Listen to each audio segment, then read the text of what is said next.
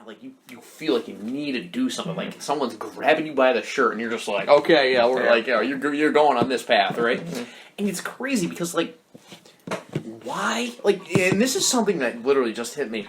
Why do we get pulled into these desires? Like, what? Like, you know what I mean? Yeah. Like, kind of like, why would I? Why is it just like some weird force that is just like that you just like find interesting? Burning up in the crib. Shawty wanna see how I live.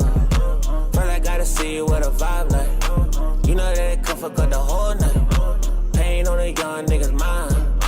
Meditate all of the time. Yeah, and that's the thing, though. It's like, not like going back to what you're saying, how you're complete in this moment, and like you need to be free to wander. Like, flexibility is very important. Yeah. Like being able to like change your plan, even though it has to be in line with what you desire. Yeah. And like for me, I'm fortunate enough to the point where, from like I had a anchor, like a turning point in my past that kind of set me on the path I am now. Yeah. And I have been walking that line ever since. Mm-hmm. And because of that, like, I'm thankful for the moment, like that moment of clarity, because it's just like it's like that old saying. It's like there are two, like, birthdays in your life or whatever. It's just like the day you're born and the day the day you're put on this earth and the day you realize why. Oh shit! Like that. Damn. That day was why, and I'm like, this is what I feel in my core that I need to do.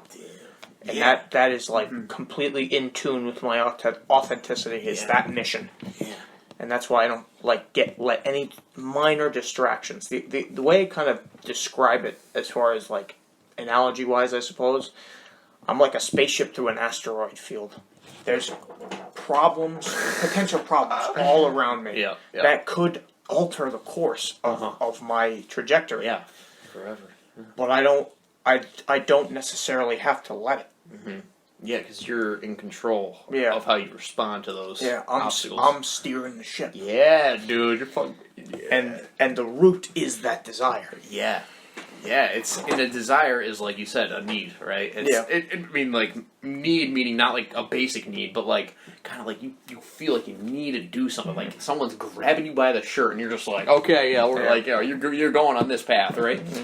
And it's crazy because, like, why? Like, and this is something that literally just hit me. Why do we get pulled into these desires? Like, what? Like, you know what I mean? Yeah. Like, kind of like, why is it just like some weird force that is just that you just like find interest in, right? It could be medicine. It could be just different types of, like, even cooking. It could be becoming a YouTuber. Like, why does that interest you? And it's like, when you really, I mean, it really isn't even comprehensible. Like, it's some really type of metaphysical crap, right? Like, beyond reality. Like, why? Like it just blows my mind. You like something so much you can't explain it. That's how you know it's truly deep within you. Yeah. Like, it's one of those things where it's like when you try food, like a food you like for the first time. It's like, how have I never how did I never see this before? Why didn't I try this or something like that? It's like, where was this all my life? Yeah. And shit, finally became aware of it. Yeah, exactly. Yeah, and then like, I feel like the only way I can really describe how that moment felt, where it was like staring into a tunnel for like most of my life. Yeah. Like with graffiti on it, like until I got to the turning point where I figured out what is like graffiti. It's like, maybe you want to do this, maybe you want to do this. It's different paintings on a distracting you on a tunnel. And then you turned left, and then you saw. Yeah, but then you get out of the tunnel and you see the world. Yeah. It's my god. Okay. This reminds me of Plato's Allegory to the Cave. I don't know if you've ever heard of this. Like, it's his like little short story. Pretty much, I mean, oh my god, it can be applied to so many things today. Like, it's crazy how this dude 4,000 years ago came up with this story. I'm just like, I'm pretty sure it was a story from Socrates that he took. Probably. Because Socrates didn't write anything down, right? And Plato pretty much translated everything that he said. So it might be from him, but I'm pretty sure he labeled it as Plato's Allegory to the Cave. Mm-hmm. And so pretty much, I'll describe it for you shortly. There are a bunch of prisoners, right? They have lived in this cave all their life, right? And so they have no understanding of the outside world, right? All they know is the cave, right? And so, kind of like we said this in a couple episodes ago, where we like can relate to something, right? And if you relate to something, it's happened to you before, and that's how you're aware of it, right? And so these prisoners see shadows on the wall. So you see like that shadow right there of the camera on the wall, right? That's what they would see, and they thought those images, they thought those shadows were real creatures, right? And so they were sitting up against a wall, right? But the wall only went up so high. There was people behind the wall, and there was a fire, right? And those people behind the wall were holding up, I guess you could say, like an animal cutout, right? And the fire would kind of portray light, right? And it would block out. It would project that on to the wall, right? And so one time, a prisoner stood up and he looked behind the wall and he saw the guy for the first time. He's like, "What? What is this?" Like he became aware of it and he was like, "What the hell?" Like I had no idea. I thought those things were real. So he started to question it, right? And so as he started to question it, he was like, "What the hell is going on?" And so he began to make his way out of the cave, right?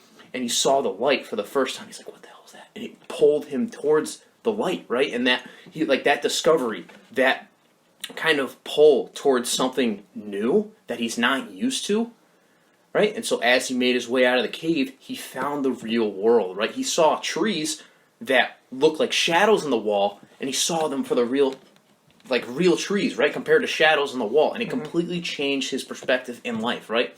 And so he was the only one out of like his community of people in the cave, right? And so after discovering life, he tried to go back into the cave and tell everyone about like what's going on.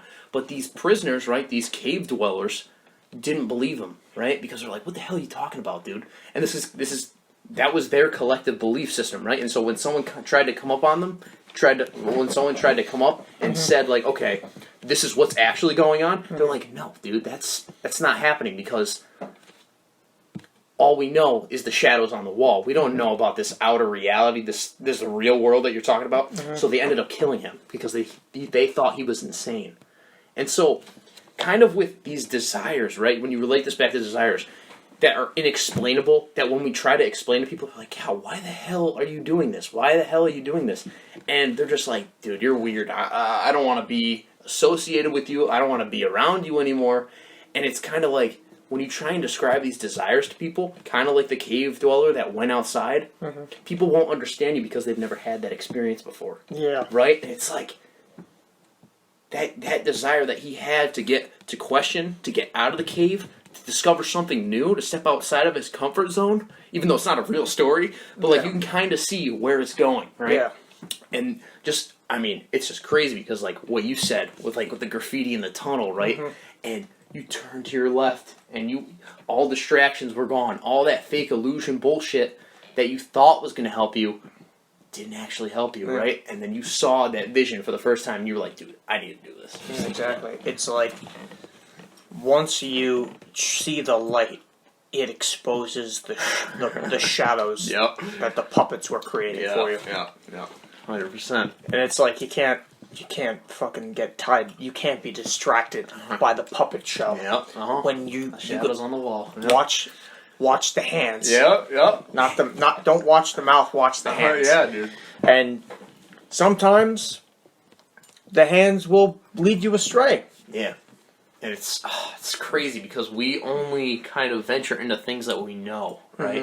And when we venture into the unknown, which desires can do, right? Yeah. Desire, maybe it could be like in a relationship, right? That's a good example. Yeah, and then like when you're like, "I don't know if I want to go out with this girl," right? Or "I don't know if I want to drive 3 hours and only spend 1 hour with her," right? And I'm gonna waste all this gas, right? And you're like, "I have no idea who this girl is, but like I don't know, something about her is just pulling me towards her," right? And you have no idea, like you don't really know her too much, and it kind of like relates to Friends, like when he got married to that English girl that girl from England after like knowing her for a month. They're like, "Oh, let's get married." Like they seem crazy to like Rachel, Monica, all those other friends, but that's what they wanted to do at the time, and it felt so right for them. And it's indescribable. You can't really like put it into words. You just know you have to do it. It's like this inner knowing that you have to do it, right? And obviously, morals and ethics, when they're applied, as long as you're not killing somebody, right? Like, I just have to kill this guy. No, obviously. Or like something, or if you're doing something fucked up. No. And I mean, that's pretty like obvious. It's fucked up.